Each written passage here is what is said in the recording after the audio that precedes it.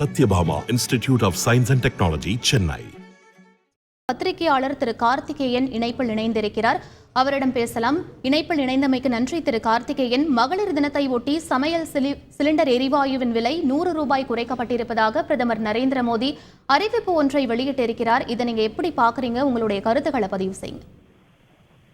100 ரூபாய் குறைப்பு என்கிற முறையில் ஒரு சின்ன ஒரு தளர்வாது இருக்கும், ஒரு மைனர் ரிலீஃப் மக்களுக்கு இருக்கும் என்ற முறையில் வரவேற்கலாம். ஆனால் இது மிகவும் காலதாமதமாக எடுக்கப்பட்ட ஒரு முடிவு. அது மட்டுமல்லாமல் ரொம்ப குறைவான அளவே மட்டும் குறைக்கப்பட்டிருக்கிறது. ஏன்னா நீங்க 2014 தேர்தல் வாக்குறுதியாக கொடுத்தது நன்றாக நினைவிருக்கும்னு நினைக்கிறேன். அன்றைய விலை 450 ரூபாய் சிலிண்டர் விலை. அன்று கச்சா எண்ணெய் சர்வதேச உச்சத்தை தொட்ட தருணம் மோடி அவர்கள் ஆட்சிக்கு வருவதற்கு முன்பு. அப்ப இதே ஒன்றிய அமைச்சர் ஸ்மிருதி இரானி தலைமையில் டெல்லியிலுடைய சாலைகளில் காலி சிலிண்டர்களை வைத்து பெரிய போராட்டம் நடத்திய கட்சி பாஜக. சிலிண்டர் விலையை பாதியாக குறைக்க வேண்டும், அது 450 ரூபாய் அதிகம் என்று போராடிய கட்சி பாஜக. அன்றிருந்த சர்வதேச கச்சா எண்ணெய் விலையை விட இன்னைக்கு குறைவாக தான் இருக்கு. ஆனால் 918 ரூபாய் கொடுத்து வாங்கிட்டு இருக்காங்க மக்கள்.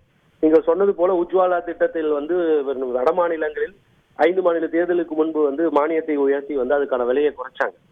அதே போல இன்று ஆனாலும் கூட மக்களுடைய நுகர்வு என்பது சிலிண்டர் பயன்பாடு என்பது குறைவாகவே இருக்கிறது. அந்த உஜ்வாலா திட்டத்தில் கூட ஏழை மற்றும் நடுத்தர மக்களின் பயன்பாடு காரணம் சிலிண்டரினுடைய விலை உயர்வு அப்படின்றது பல்வேறு ஆய்வுகளையும் மற்றும் செய்திகள் மூலமாகவும் தெரிய வந்தது.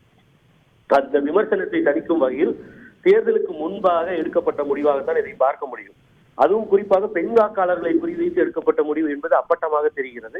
இதை நீங்க 5 மாநில தேர்தல் என்பது போதே நாம் பார்த்தோம். மத்திய பிரதேச தேர்தலில் சிவராஜ் சிங் சௌஹான் முதலமைச்சராக இருந்த பொழுது பெண் வாக்காளர்களை குறிவைத்து அவர் காங்கிரஸ் கொடுத்த வாக்குறுதியை அவர் ஆட்சியினுடைய கடைசி சில மாதங்களில் அதை நிறைவேற்றும் விதமாக ஒரு 1000 ரூபாய்க்கு மேல் பெண்களுக்கு நேரடியாக கொடுக்கும் திட்டத்தை ஒன்று அறிமுகப்படுத்தி பெண் வாக்காளர்கள் வாக்குகளை பெருவாரியாக பெற்று அதன் மூலமாக மீண்டும் ஆட்சியை தக்க வைத்துக் கொண்டார். ஆனால் அவர் முதலமைச்சராகவில்லை என்றாலும் பாஜக ஆட்சி தொடர்கிறது. அதனால பெண் வாக்காளர்கள் எவ்வளவு முக்கியம் என்பதை உணர்ந்த பாஜக இந்த முறை மக்கள் மத்தியில் விலைவாசி உயர்வு, அதுவும் குறிப்பாக சிலிண்டர் விலை உயர்வு என்பது ஒரு பெரும் அதிருப்தி இருக்கிறது என்பதை உணர்ந்து கொண்டது. அந்த கோரிக்கை என்பது நீண்ட நாளாக இருந்தது. அதனால் தேர்தல் அறிவிப்பு விரைவில் வரக்கூடிய ஒரு சூழலில் அதற்கான முடிவை உடனடியாக எடுத்தால்தான் வாக்காளர் மத்தியில் கொண்டு செல்ல முடியும், அந்த முடிவை எடுக்க முடியும் என்ற சூழ்நிலையில் ஒரு தேர்தலை மனதில் வைத்து மட்டும் எடுக்கப்பட்ட ஒரு முடிவு. ஏன்னா 10 ஆண்டுகளாக 10 முறை நீங்க குறைந்தபட்சம் வருஷத்துக்கு ஒரு முறை மகளிர் தினம் வந்திருக்கிறது.